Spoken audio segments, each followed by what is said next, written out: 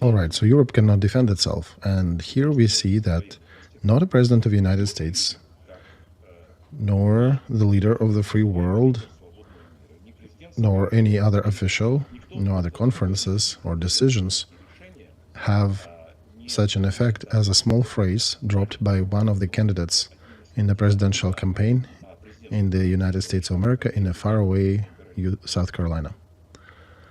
And for now, Europe is just making statements. We don't know if it'll lead to the proper results. For example, at the meeting in Brussels, there was a meeting in Ramstein, as you know.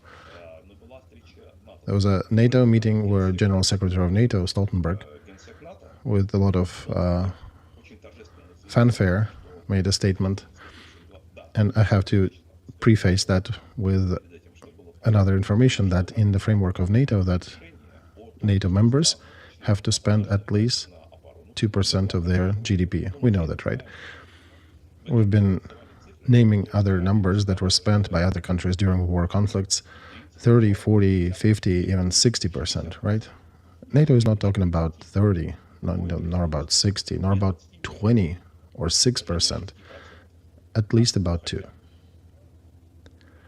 So many countries, and for the first time this task was set, you know when? In 2006.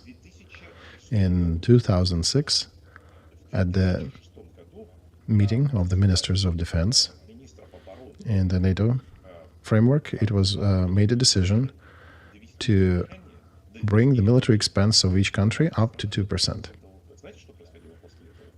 And then it was reinforced in 12, and 14, in 16. There were already, discussion was done on a higher level with prime ministers, with presidents of members. Do you know what happened in the meantime? The expenses by NATO members were dwindling. And by 2016, when President Obama was finishing his presidency, if I'm not wrong, only 3 countries among NATO members were paying 2% of their GDP or more into the NATO military expenses. So that was 28 back then without Sweden and Finland, right? Imagine that. Who changed that trajectory? You will be laughing. Lyudmila, you told me once that you are being often accused of some likes and dislikes. But yeah, by the way, this scoundrel with the yellow hair, horrible manners, Donald Trump. After colossal shrinking under Obama over 8 years, Trump increased military expenses of the United States and also achieved by the methods that we mentioned in these private conversations with leaders of Europe to increase military expenses of European countries by $140 billion. He did not bring them all to pay 2% of their GDP. That didn't happen. But he did break that trend of dwindling. And it happened before the beginning of wide-scale aggression against Ukraine. And here I started talking about Mr. Stoltenberg, who told us at the meeting in Brussels that situation is normal, right? Because countries were concerned. They were concerned what will happen. And he made a statement that in this year, in 2024, military expenses of European NATO members, so not American NATO members, Canada and United States, but European, will be $380 billion. And that was found as a big achievement. Mr. Stoltenberg, however, did not disclose the current totals for the 2023. And nobody asked, neither his colleagues, nor journalists, or analysts, or experts. Nobody posted a question, how much did NATO spend on military expenses altogether? And I have a pesky special feature. I like looking into the statistic details. I look up the documents. And I wondered, and I looked, how much did they spend in 2012? You'll be laughing. $375 billion. So the next year, they are planning to spend $380 having spent 375 a year prior. So they're increasing it by only $5 billion. And since the internal GDP of all these NATO members over 2024, according to the prognosis and projects, will grow more than the proportional weight of the military expense in GDP of NATO countries, non-American NATO members, in 24 will be dwindling, not growing. If these numbers that were published by Mr. Stoltenberg are to be trusted. This is also to that conversation that we touched upon a bit earlier about the balance of real military potentials and real military expenses. Once again, I'll say this is not by 24th of February 22. This is not a year ago. This is a third year of a full-scale war in the center of Europe. And the leader of NATO, General Secretary of NATO, declares with fanfare at the big meeting that the expenses will be $380 billion for next year, which means that in real proportion, these expenses will be lesser number in percent from GDP than the previous year. So the question one should ask, do you think Europe in this situation will be able to provide aid to Ukraine and at the same time grow expenses to increase their own defense ability? Right? I think the answer is obvious. So one thing is what they're saying, what they're making noise and getting more animated. Is it important? Yeah, it is important. We know who caused it and why did that happen, but we should not be blind. We should not be taking any of these statements just for the value as it is said. Because we've been deceived before.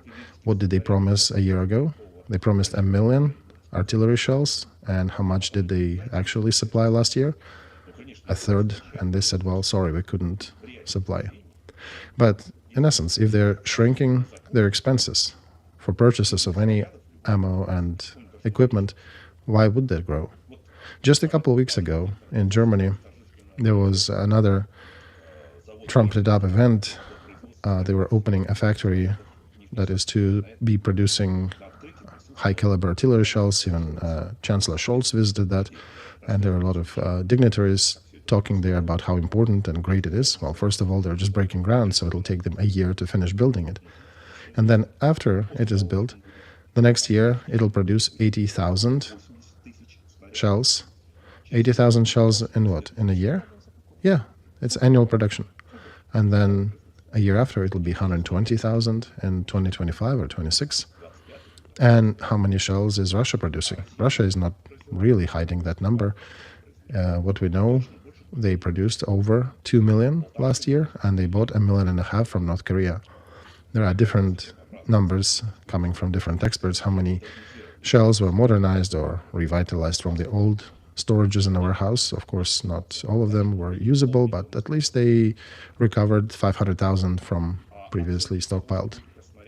So, and how many artillery shells did Russia use in the first year? And the estimation coming from the defense forces of Ukraine that are noting how many of them are falling on their heads, they said it's over 10 million artillery shells were used in the first year. And this is the third year of war. This is not 25th of February. This is not a second day. This is not a second year of war. It's a third year of war. And now on the highest level, unprecedented event as it being presented in the last 2 years, Chancellor of one of the biggest, strongest countries in Europe participating in groundbreaking ceremony for their factory that in 2 or 3 years will be producing 120,000 shells a year. And Russia is already making over that. They made a transition of their economy to the military framework, and they're producing at least 2 million of those a year. By different estimations of intel services around the world, they're predicting that this year they'll produce likely 2.5 million, and that's the lower bracket of the prediction. So we're coming back to the matter of correlation of military potentials, correlation of economic flows, what Ukraine gets versus what Russia is getting, correlation of expenses, how much Ukraine and the allies are spending versus how much is Russia spending. Correlation of the number of actual shells, the number of troops on the front.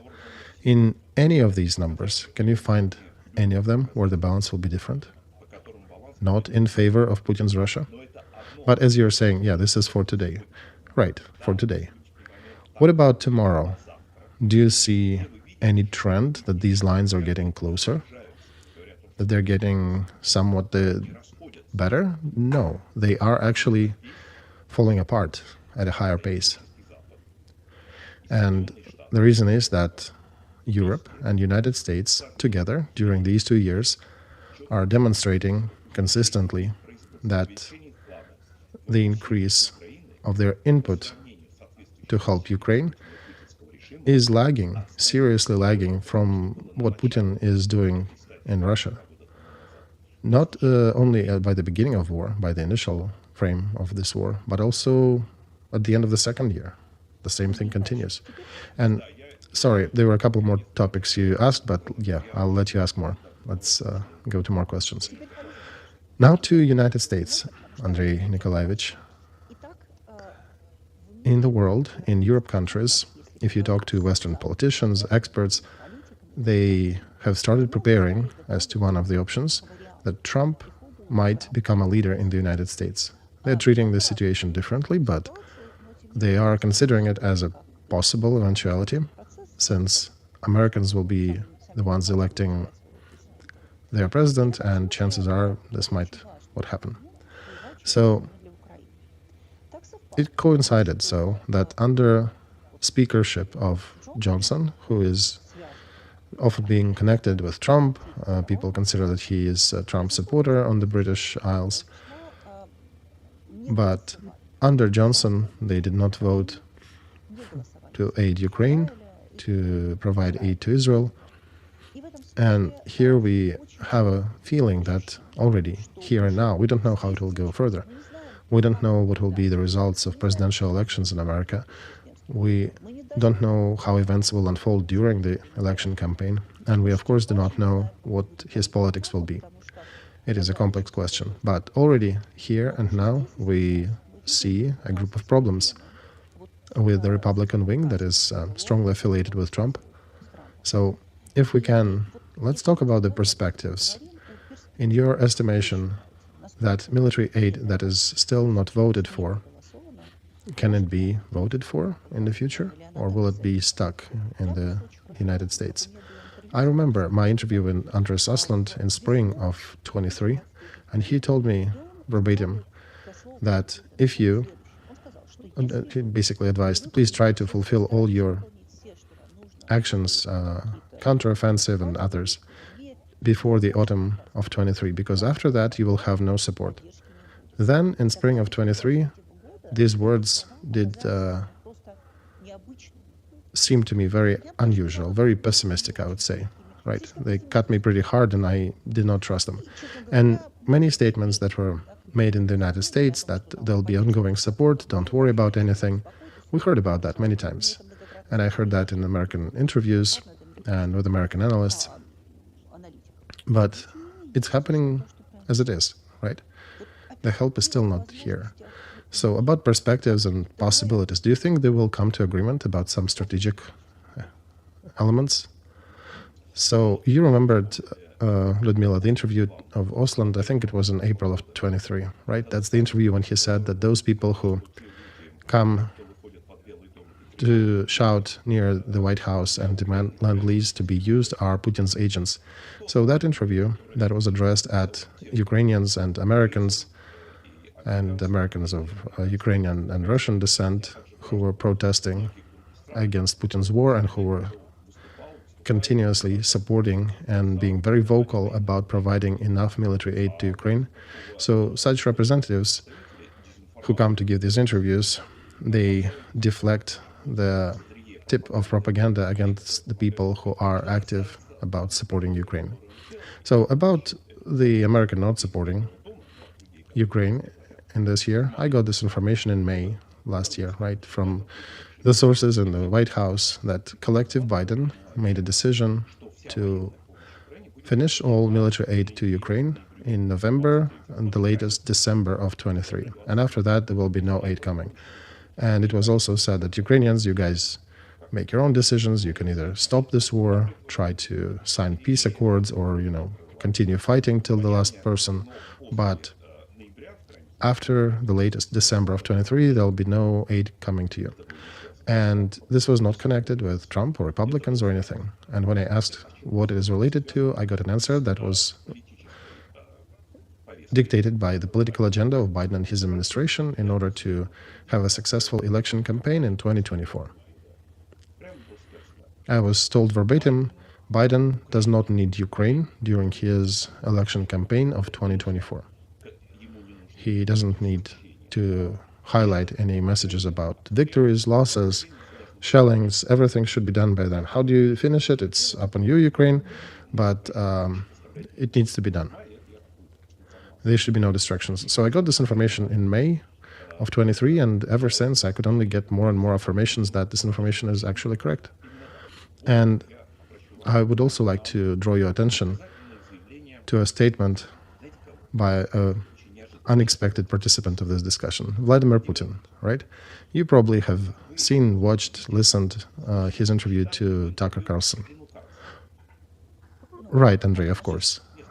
Several days ago, he gave this interview.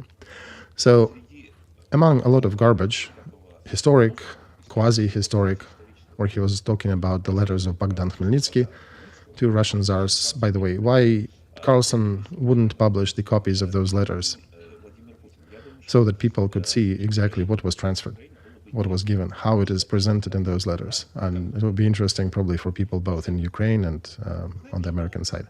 So what Putin said there, what was very unusual, that we have not heard from him, not only in his 1 year of war against Ukraine, but even over 2 active years of this campaign, 2 last years. I think nobody paid attention to that moment. People paid a lot of attention to falsifications, to his historic weird circles and other elements, and they were kicking him, rightly so. But important information that he actually delivered is still ignored. But he did say that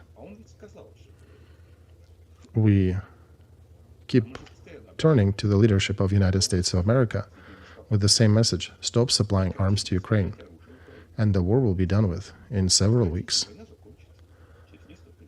Did he make this statement before? Any time before?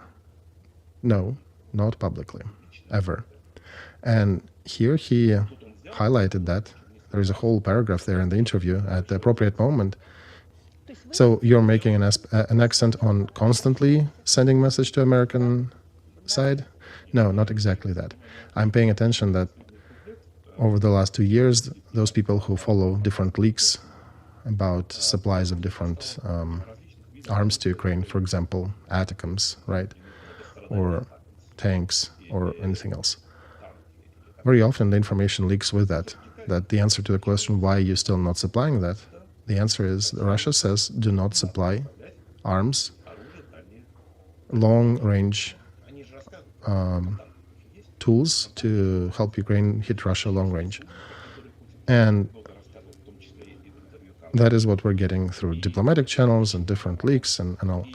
And Americans are confirming also that they are maintaining contact with Putin, that yes, Russia has a red line, that yes, we do not want to push them to that red line and we don't want to cause escalation. And in some cases, they're speaking verbatim that Putin does not want us to supply a certain nomenclature. And here Putin, openly, in that interview, makes a statement that in February of 24, right, he's saying that he's in full contact with American colleagues, and we are telling them, do not supply arms to Ukraine and the war will be over. Notice, he did not speak about that publicly. There were leaks, right, but there were never public statements made.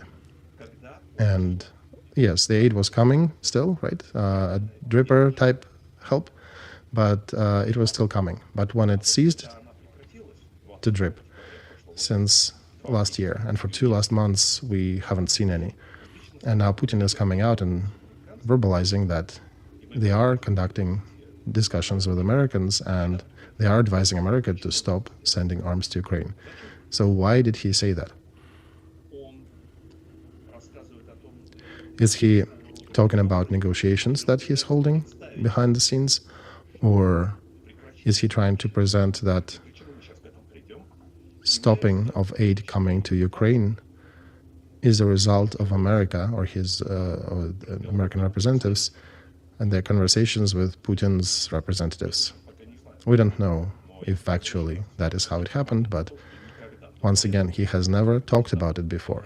And he was saying, he did not phrase it that he will be asking, right? He's saying in present, we are.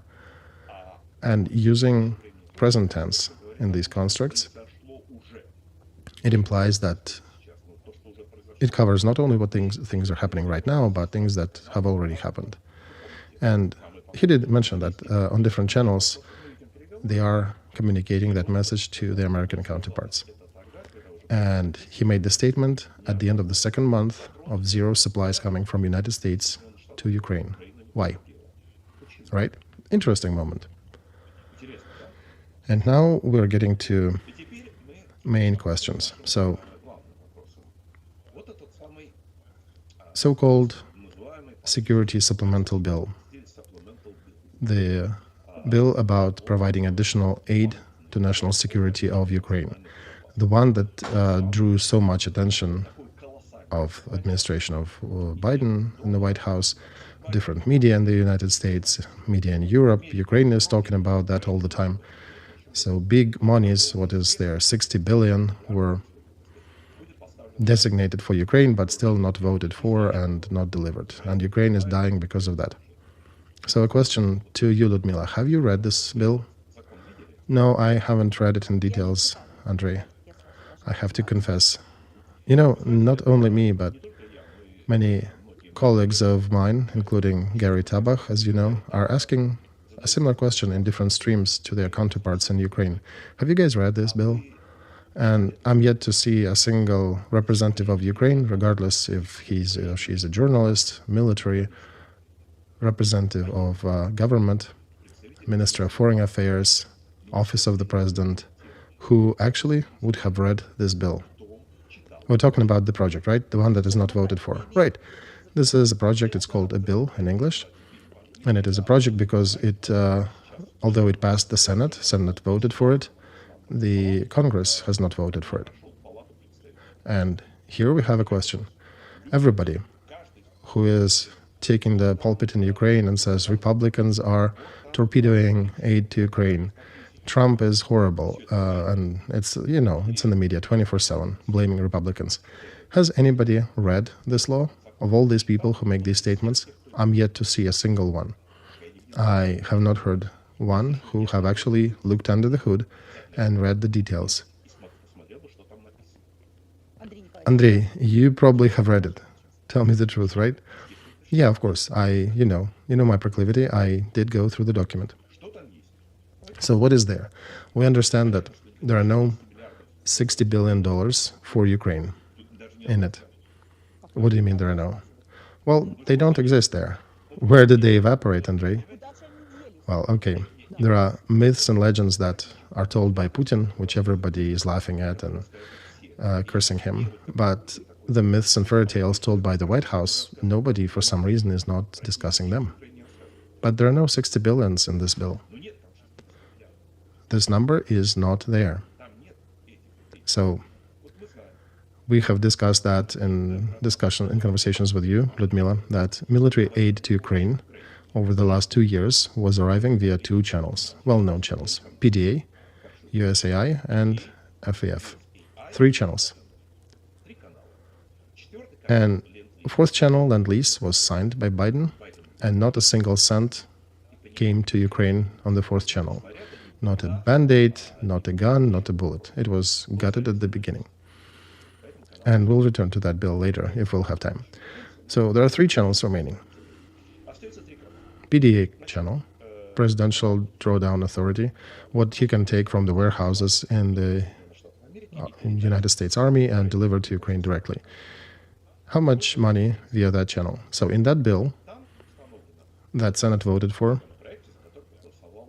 It is $7.8 billion allocated for that channel for next year, right? For 24, the current year. Right, until the end of 24 fiscal year, until the 30th of September of 2024. But there is a small question there. Who is getting these money? Is it exclusively for Ukraine? No. It is allocated for Ukraine, Israel, Taiwan, and other recipients. So these 7.8 are not only for Ukraine. Exactly. This is the total of all sums that can be, or equivalent of monetary sums that can be sent via this channel all across the world. And if they're including Israel and Taiwan in the note, it means that in the documents that are not publicly known, they already have reserved some means for Taiwan, some means for Israel. And of course, some means for apparently some other directions which are not mentioned in the synopsis. So I'll pay attention that when the decisions were made about increasing the PDA channel ceiling, and in 23rd fiscal year, it was actually told there, this money is only for Ukraine. So in 22, the ceiling was risen to $11 billion, only for Ukraine. In 23 fiscal year, $14.5 billion, again, only for Ukraine.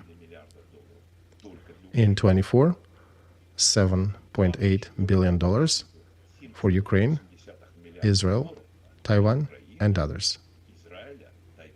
So the first question coming out of it, after reading this text, how will that amount be split between potential recipients? We don't know the answer. This is not publicly known yet. So this is not told in the known information. No, yeah, it's not there.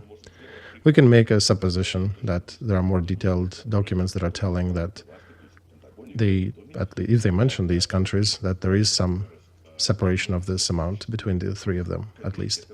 Congress doesn't have details on it. And since it's an area of possibilities, we can imagine any picture here, right? It can be separated in equal parts. It can be separated in favor of one country or the other. This is the matter of free choice by Biden administration, however decision they decide to make.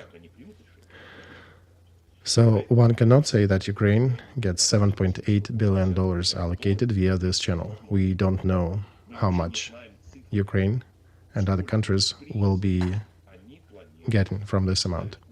So when people are saying that, there is some aid to Ukraine, on PDA we don't know how much it is.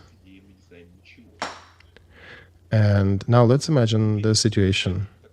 We know, for example, the situation on the Middle East, the war that Israel is waging against Hamas. We know about the threat to Taiwan, right?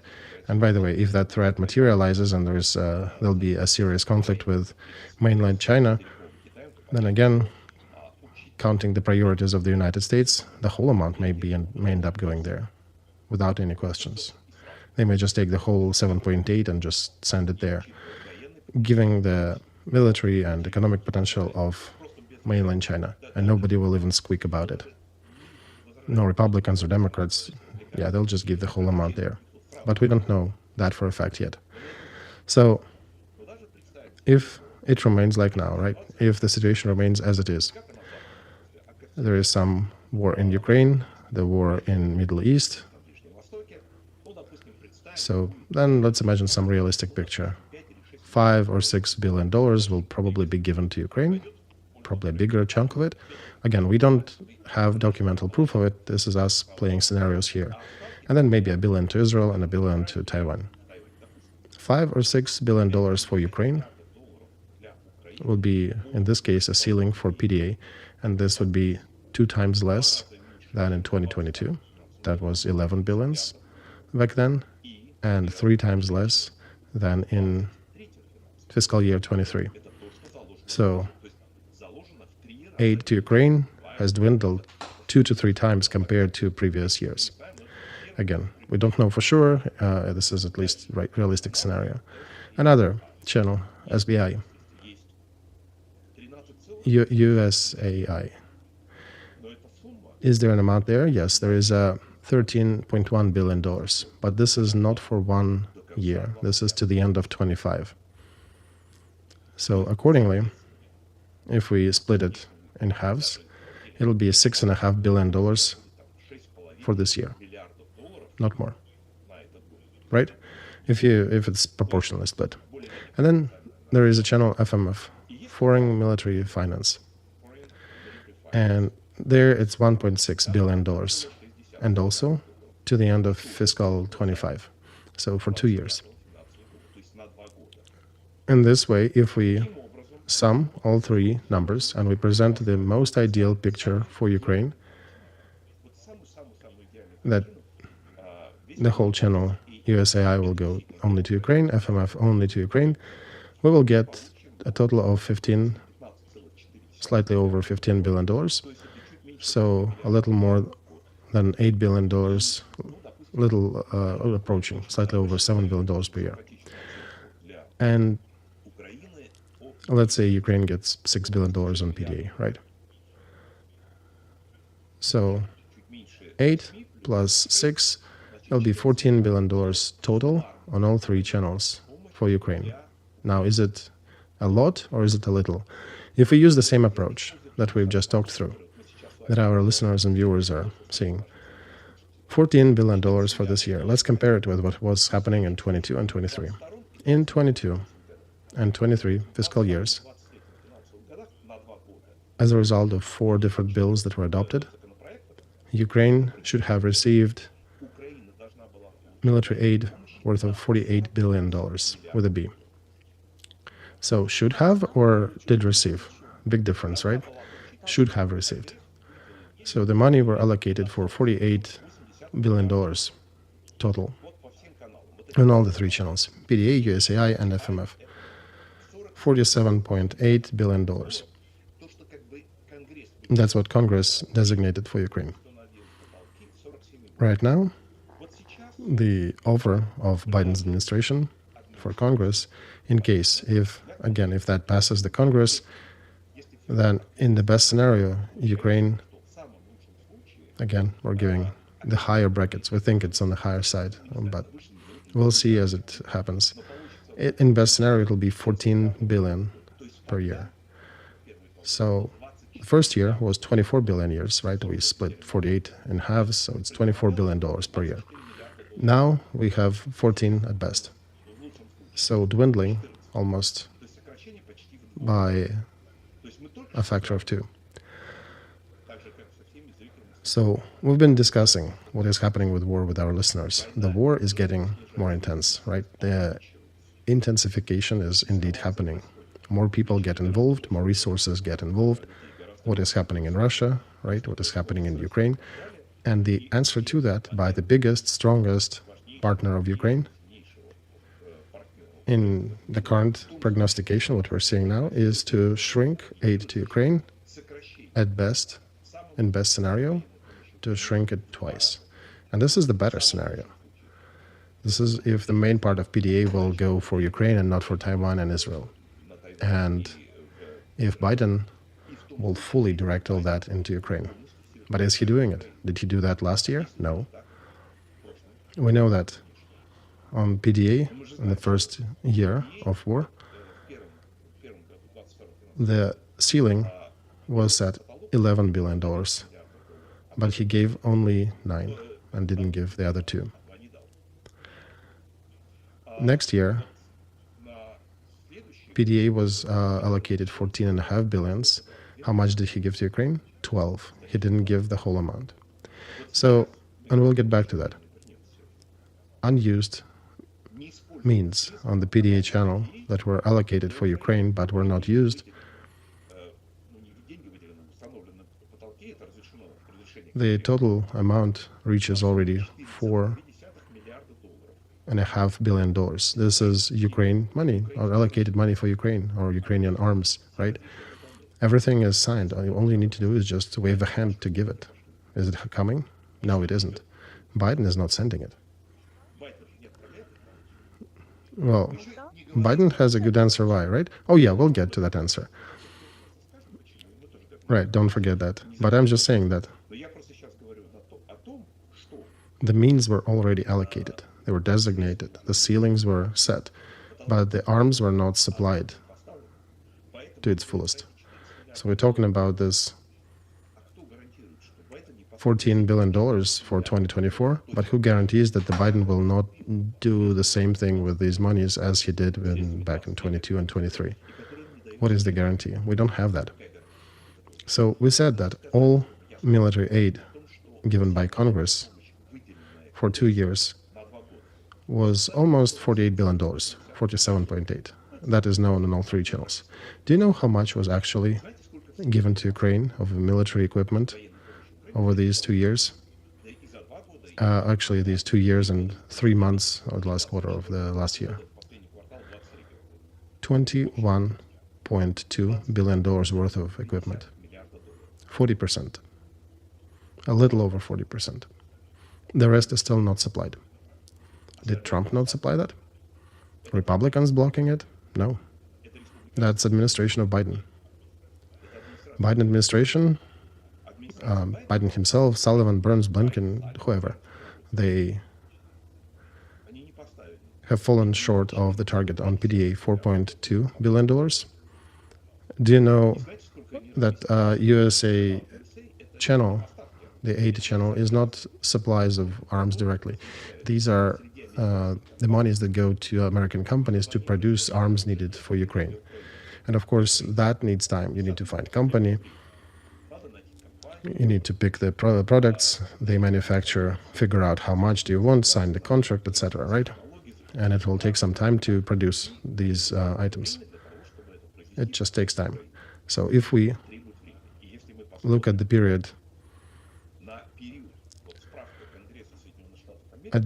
according to the budget element, the budget committee of Congress, and what they published, when these products will be published, the calendar actually stretches out by 10 years in the future. So on USAI channel, there are allocated over $26 billion by Congress. And in case that all these contracts are placed among American manufacturers, the goods will be arriving to Ukraine over the span of the next 10 years in packages by $2 to $3 billion annually over the next 10 years. So a question: what part of these $26 billion, for which Congress has already voted back in fiscal year 22, is already placed as contracts among American companies? Do you know? Any of the Ukrainian journalists posted that question, dug in that direction? Any of the officials asked that, discussed it? Minister of Foreign Affairs, for example, Ukrainian embassy in the United States, Minister of Defense, Office of the President, anyone? I haven't heard, but since I looked under the hood, I've seen the numbers. So out of these near $26 billion that Congress has allocated 2 years ago, has given 2 years ago to Biden administration to spend, only 19 were allocated. So seven are still not placed, right? $7.1 billion in manufacturing orders, they are not even placed yet. The contracts are not even signed, and they haven't found and agreed upon the companies that will be manufacturing those items. And we are at the third year of this full-scale war in Europe. And these contracts are not even signed. They're not even preparing for that manufacture. And $7 billion out of 26, one can calculate that's about a quarter, right? That's about a quarter of monies that Congress has designated a year and a half ago, and they're still not placed. So overall, $4.2 billion on the package of PDA, $7.1 billion on USAI channel. They come total to $12.3 billion, either not delivered to Ukraine on the PDA channel or not placed. This is slightly over a quarter of all the means voted for and allocated to Ukraine for Biden administration to supply to Ukraine in military aid. And we are, again, at the third year of this war. So there is a question. If Biden's administration hasn't used, for the goals and purposes of helping Ukraine, $12.3 billion, for which Congress already gave them a green light to use. Moreover, probably can say that they told the administration to use that money. What is the logic then to assume that in the new package, that supplemental bill that is being stuck in Congress now, for which Senate has voted and that is being so widely discussed everywhere, even if it will be voted for, who is to say that it will not face the same destiny as the previous votes, as the previous bills? What precludes Biden administration now, without Trump, without Johnson, without Republicans, good Republicans, bad Republicans, mad Republicans, any kind of them, to use those $12 billion that he still has to help Ukraine? Anything blocks it? There's no Trump, there's no Johnson. It's just Pentagon, Department of State, the Office of the National Security, and there's nobody else, and that and the president, and they're not doing it. So if they're not doing it with these monies, why do you think they'll be doing it in a different place with a different bill? Now again, if we are working with this big bill, right, what else is there? I was reading it rather attentively, right? It's called Aid to Ukraine, but it's not only aid to Ukraine. There's also aid to Gaza sector, right? Does anyone know in Ukraine that there's also aid to Gaza in this bill? Yes, I heard about that, Nikolai. Good. Do you know the total aid for Gaza? How much? $10 billion. And wait, and how much for Israel then? Israel is not written out. But for Gaza, there is a note that they're getting $10 billion.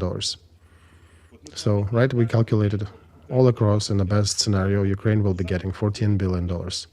Population of Ukraine, you can count it different ways. You can say it's 40 million population, maybe with people leaving, it's still 30, roughly 30 million people. So for the country with 30 million people, which is waging a full-scale war against that type of an aggressor who has, I'm not even going to, right, fighting against Russia. So for that country, it's only 14 billions in the best scenario. But for the Gaza sector, which population is not fully known, in best case, maybe 2 million, it's likely a heightened number. They're getting 10 billion. And it's easy to divide one by another and define how much per person each country, each territory is getting. Not even talking about what today's Gaza is and what atrocities did the Gaza do on the 7th of October, what are they doing now, and how they vote, right? Because we're looking at their polls too. Do you support Hamas? The actions of Hamas on the 7th of October. 98% support very much and support, right? What is your attitude to Israel? Israel needs to be destroyed, 95%, 96%, right? These are official polls. We've read that. This is support to terrorists.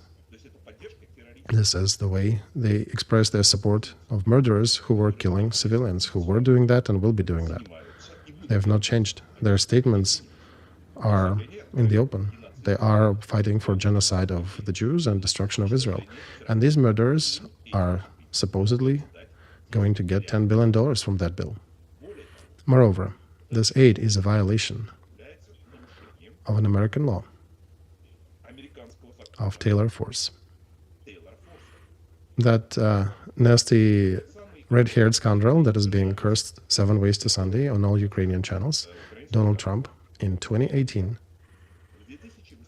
suggested a Congress, and this suggestion passed, and the Congress adopted the law, Taylor Force Act, to honor a murdered American who was killed by Palestine terrorists. And according to this law, United States, in the face of Congress of the United States, cannot and will not provide any financial aid or any aid, economic aid, any kind of aid to the powers of the territory, region, or country that support terrorism. So until Palestinian administration is supportive of terrorists and is using the monies they receive from the United States to stimulate terrorist activities, to pay pensions to the widows and families of terrorists who are killing their neighbor Jews, no aid from United States will be coming or should be coming to Gaza, and the West Bank. Palestinian autonomy will not be provided. This law came to action in 2018, in 2019 and 2020. The aid of the United States to terrorists in Palestine has stopped. The moment Biden administration came to power in April of 2021, this act was de facto cancelled by the actions of Biden's administration. And the first $150 million that were, by the way, designated to help Ukraine, they were withdrawn from the Ukrainian fund and sent to Gaza, to Palestinian autonomy, in April of 21. $150 million immediately, without any discussion. Then Zelensky was trying to reach Biden and was calling and was trying to establish calm. Biden failed to pick up the phone and to talk and discuss that with President of Ukraine. But he figured a way to withdraw $150 million from aid to Ukraine that was sent to Palestinian autonomy. Do you know what happened after? All right, it's easy to predict, to explain. In May, immediately after, there was a wave of terror against Israel. They got money. Terrorists and their families got the money, and there was a new wave of terror, that so-called May terror wave of 2021, funded by American money. The money that were designated to help Ukraine in violation of American Taylor Force Act were sent by Biden administration to Palestine. And now these stories, there are numerous. It's not just one. So since $150 million were not enough to support terrorism, Biden's administration is sending $10 billion now to reward the terror that the world witnessed on the 7th of October. The question, how should a normal congressman in the United States and normal senator here react to that? And they are reacting in the way they know, right? Until these monies are part of that bill, we will never sign it into action, whatever is in there. This is money to support terrorist activities, to reward murderous activities of Palestinians against the citizens of Israel, of United States, Russia, Germany, and many others who were there and were murdered on the 7th of October. And that's why American congressmen and senators said, no, we're not going to do that. Will they actually go through with it? I don't know, but they expressed this statement. Andrei Nikolaevich, it's very important what you're saying here, but in this context, do you think there is a possibility that when and if there is a wish to support Ukraine, then Republicans and Democrats could probably separate Ukrainian case into a separate bill and vote for that? Because you can find different excuses, borders on the south, support to Gaza, or other nuances that can be used, perhaps some political conjecture, and we understand given the current situation there. But do you think at some moment that could be segregated from the rest of the body of the bill and be voted just aid to Ukraine? Or is it still a ghostly aspiration? Before I answer that, Lyudmila, let me finish talking about this law that Ukrainians are discussing so actively in media and demand to finish, to be done with Trump and Johnson and attack them for this bill and support to Ukraine. There is one more position in that bill about the southern border of the United States. You have heard that there is a big issue there, right? For people around the surrounding neighboring countries, it's a big problem. For America, it is a catastrophe. A similar catastrophe that for Ukraine is Russian aggression, and for Israel is an attack of the 7th of October. And the problem that is considered by many Americans to be existential, so connected with the actual existence of American society, American government and country as we know it. And I'll remind the major facts that are known in the United States. Perhaps many in Ukraine at least are aware of them. But over the 3 years of Biden administration presidency, the southern border was crossed by 9 million illegal immigrants. 9 million. These people crossed the border because illegally. Most of them are young, 18, 20 to about 40, in good shape, many with military and criminal background in special services of different countries. And this is not just Latin Americans. There are a lot of Arabs. There are a lot of people from Middle East, a lot of Chinese, a lot of people crossing that border. And there is a bunch of people with criminal background, people with different diseases as well. So in the United States now we have a real wave of crimes committed by illegals who are not only attacking citizens but also attacking policemen, which hasn't happened before, not in that scale. Because even the worst criminals in states usually refrain from attacking police officers. It's just dangerous. You could be shot back at. And now in the daylight on the Fifth Avenue in New York, there are videos of these illegals attacking police officers, getting into fights with them.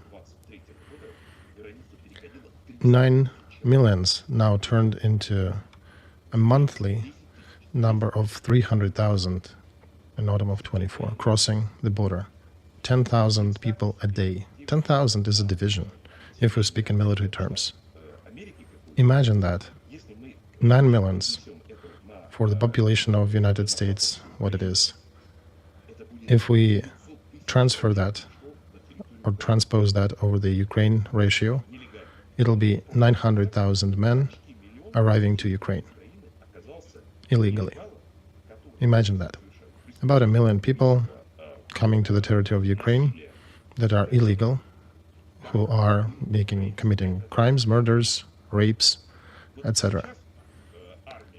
How would Ukrainians react to that? Right now, Putin's army that is trying to break into Ukraine and capture it is about 600 to 650,000 people. And Ukrainian armed forces and society at large is resisting that invasion and is not letting him do that, right? And here, it's not 600 and 650, but 900,000, right? The population of the United States is slightly over 330 million, so about 10 times. And the ones who came here, they're not at the front, they're not being resisted, they're already inside. 1 million of people in Ukraine proportions of different culture, different looks, different ideas, many of them anti-American completely. How should Americans behave? My colleague and friend Yuri Tabakh, that many people know, he is saying that's what's happening. His son was attacked in New York. His rabbi friend that he knows in Washington was attacked, in Washington, D.C., in the capital. And that's happening all across the country. How should we treat it? And we treat it in a similar fashion as Ukrainians treat the aggression that is being done against Ukraine. Many of the Americans consider that to be a question of life and death, an existential matter for the country. In the same fashion as citizens of Israel treat the attack by Palestinian terrorists. And in this law, why am I talking about that? That in this law, Mr. Biden added a clause.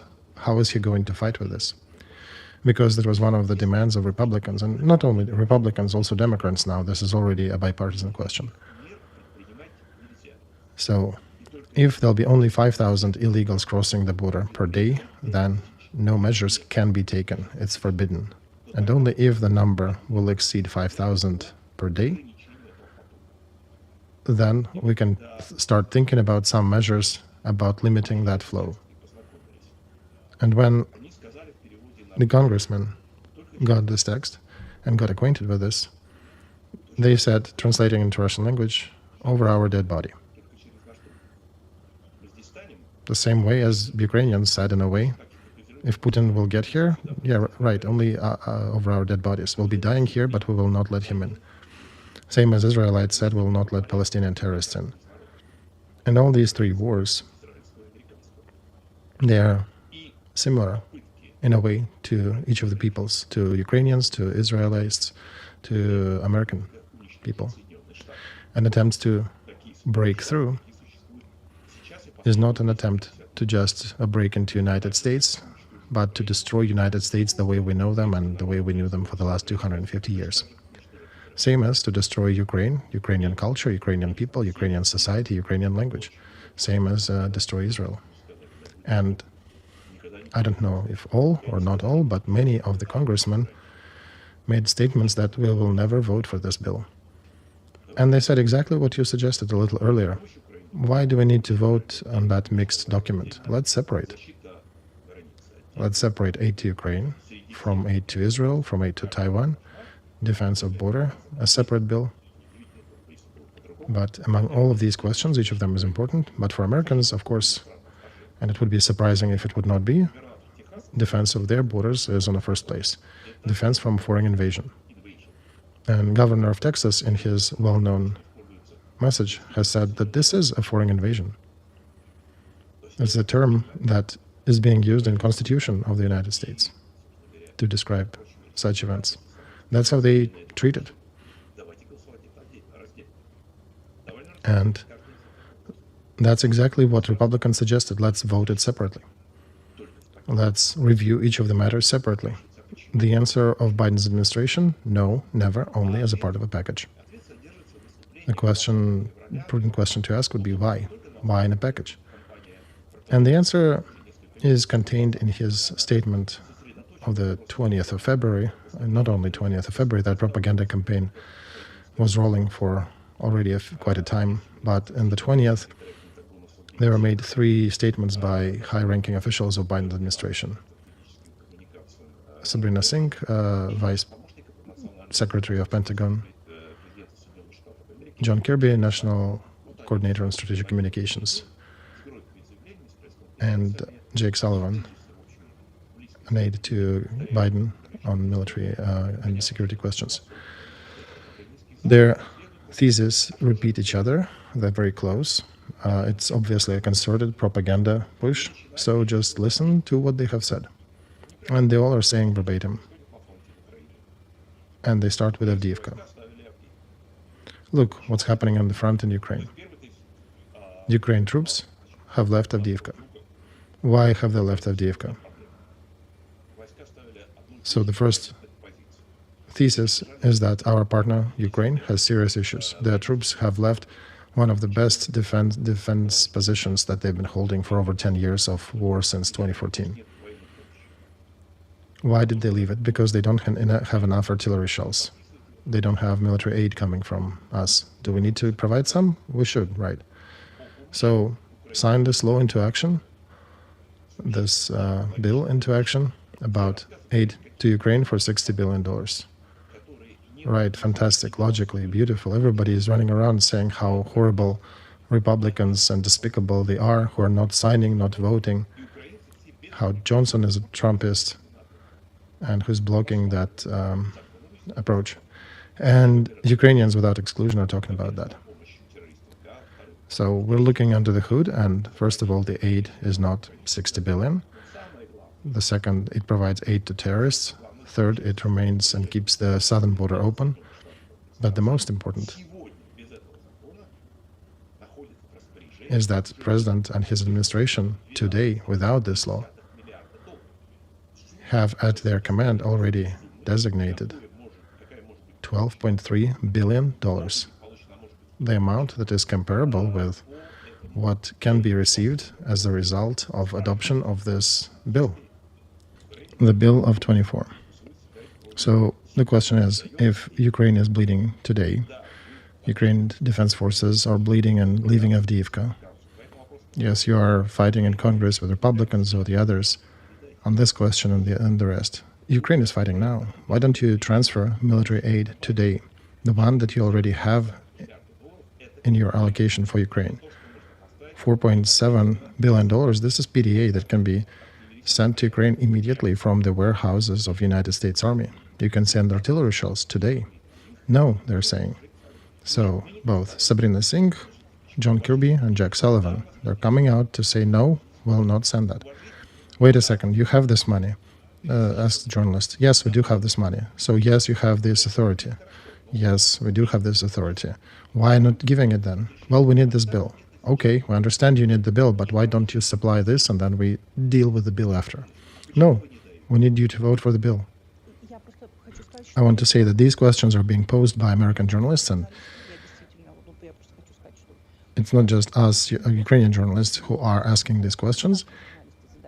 And there is an interesting moment there when one of the people whom you mentioned, I can't remember which of those three, but he says that we cannot transfer these shells right now because we do not understand how we can replenish these numbers after. That's what was said as an answer.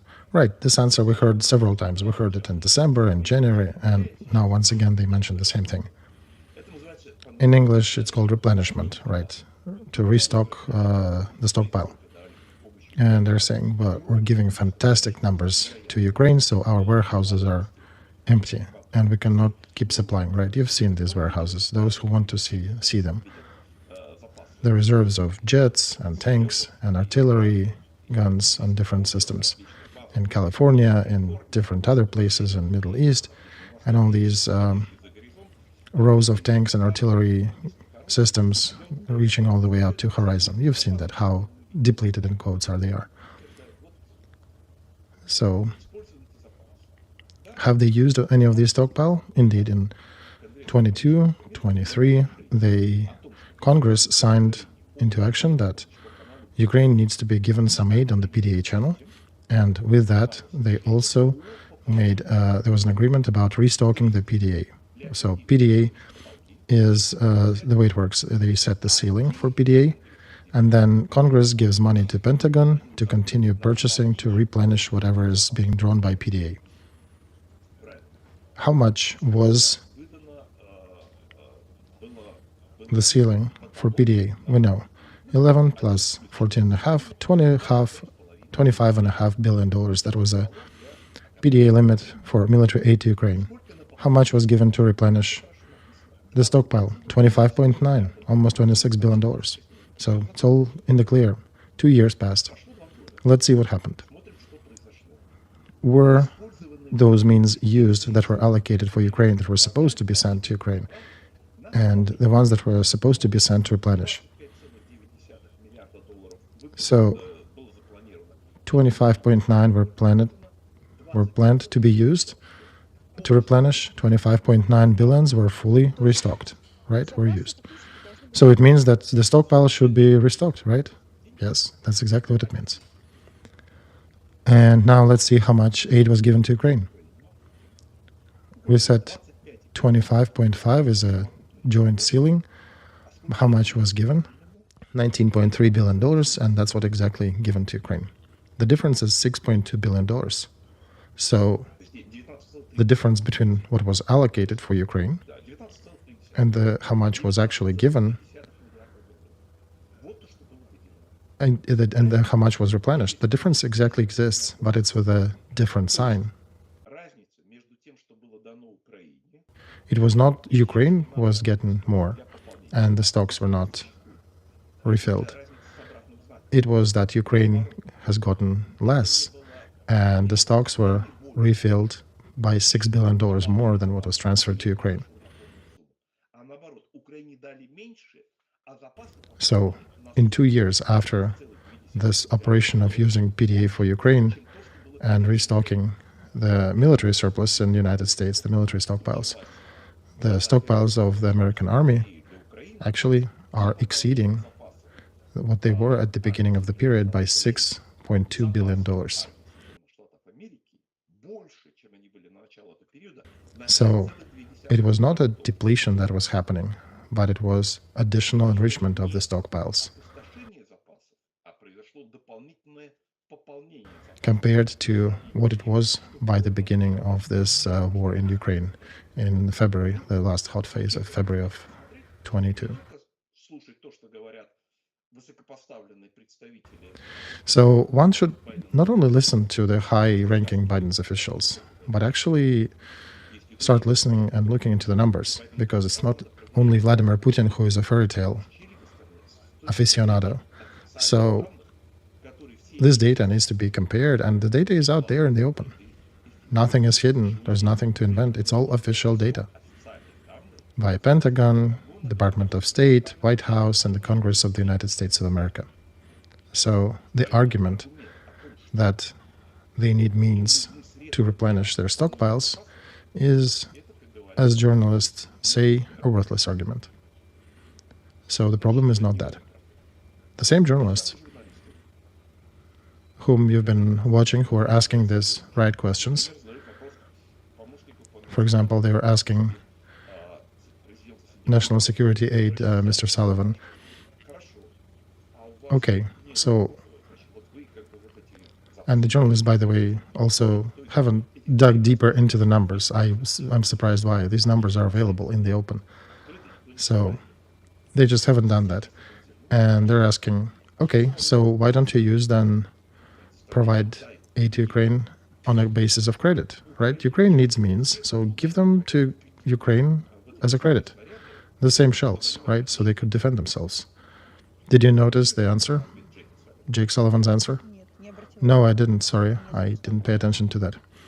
I suggest to review that. It's a very good moment there. We cannot afford that Ukraine would take anything on credit. We only give it to them as a grant. That's why we will not give them credits. Let the Ukrainian soldiers die. Is that what he said exactly? Well, about dying, yeah, that's me adding to his statement. But basically he said, no, we're not going to give them credit. And in this situation, it means that we will not be giving anything. So the journalists are asking then, wait, you're saying that you will not be able to provide any aid if that supplemental bill will not be signed into law in Congress. What if they don't? How will you continue helping Ukraine? No, we have only one option. We don't have any backup plan. We only have plan A to make sure that Congress votes for that bill.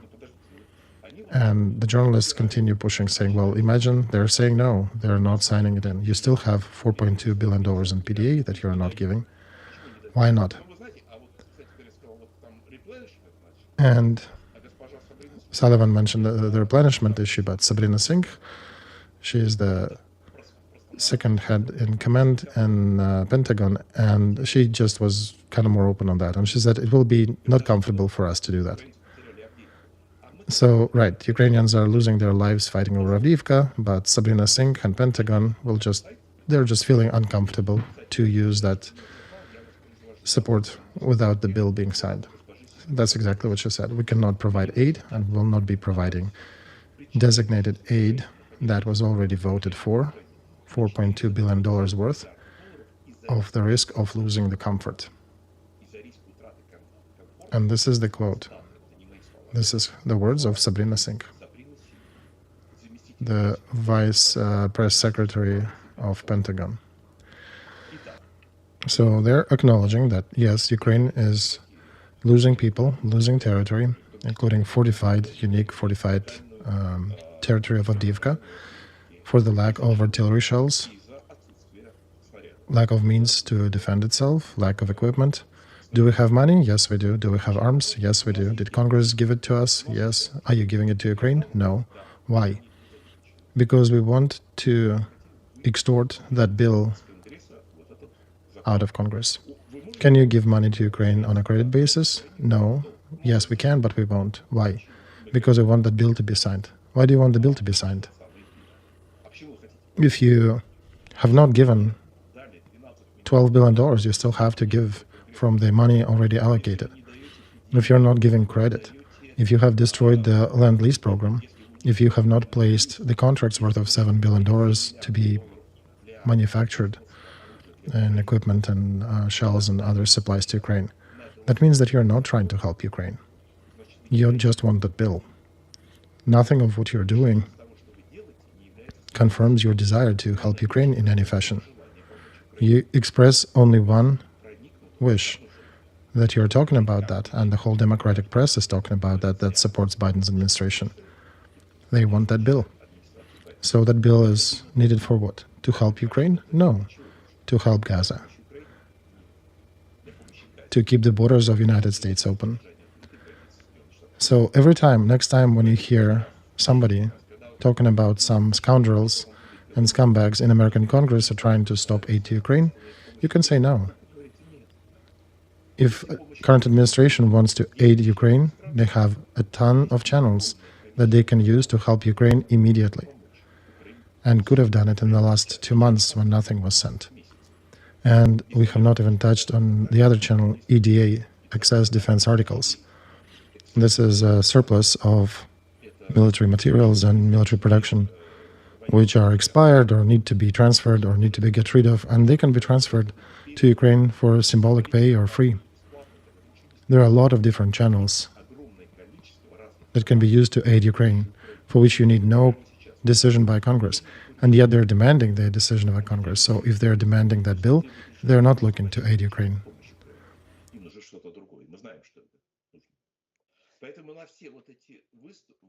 So for all these statements and attacks, for all these accusations of Trump, his supporters, Johnson, and the like, you can answer honestly. They do not need to help Ukraine. It's not what they're seeking for. They want to implement their policies on the southern border. They're ill-bent on destroying American society as we know it, and they're determined to keep supporting Palestinian terrorism. So one more question as a prognosis for the future. Since the southern border details were removed already from this bill, that was the first breaking apart element of how they're trying to distill it. Do you think in this new shape it can be voted for? Do you think it can be voted for in this shape, or will it be voted for in general, given everything that you have said? Lyudmila, I cannot say that right now.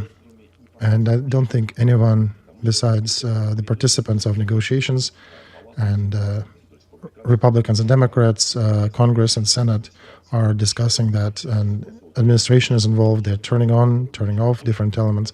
This is a political process that has a very limited number of people involved. The details of this process is not being spilled out in the open, and they're still trading it back and forth in different shapes and ways. I'm not going to predict what will be the outcome. Johnson, the Speaker of Congress, suggested to meet with Biden several times. Biden was refusing. Finally, they are going to meet. And will they come to an agreement? What will be the end of it? I don't know. I'm not going to predict. I just explained the positions that exist, that are explaining the positions of those people who are being accused summarily and treacherously and wrongly in their position. And by the way, that's a regular position of Democratic press attacking the Republican Congress. And Ukrainian officials, too, are coming out and accusing Republicans. Republicans hear that. If you think they don't, they do. They actually are saying in the open, too, that, listen, if we're being accused of not aiding Ukraine, you guys don't understand the reality. Because all these bills about tanks, about other systems and military novelties that were sent to Ukraine and Patriot systems, that was Republicans' push. That was not Democrats. And it was Trump who changed the field with NATO in Europe with his one phrase, not Democrats again. And when these people hear that Ukraine is attacking them for their behavior, there are some who are against Ukraine, so we don't have to be absolutizing that. But those people on the Republican side who support Ukraine, they're saying that, well, Ukraine is accusing us in what we have not done. And we despise that position that they're accusing us of.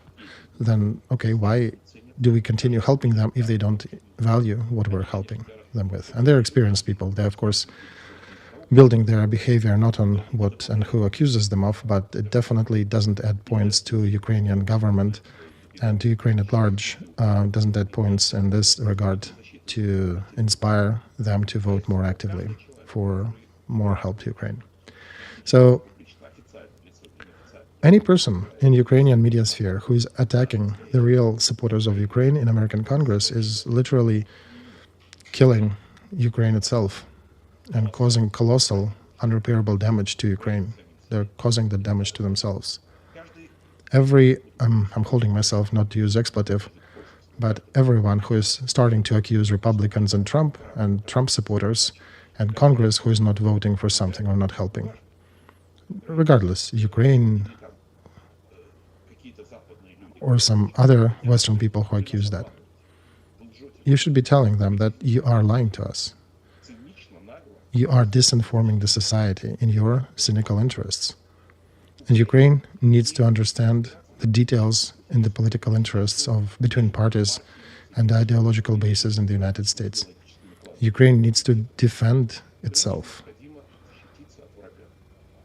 And attacks on the allies of Ukraine, the ones who are supporting delivery of arms to Ukraine, that is what killing Ukraine. And Ukraine was doing that very actively over the last 2 months.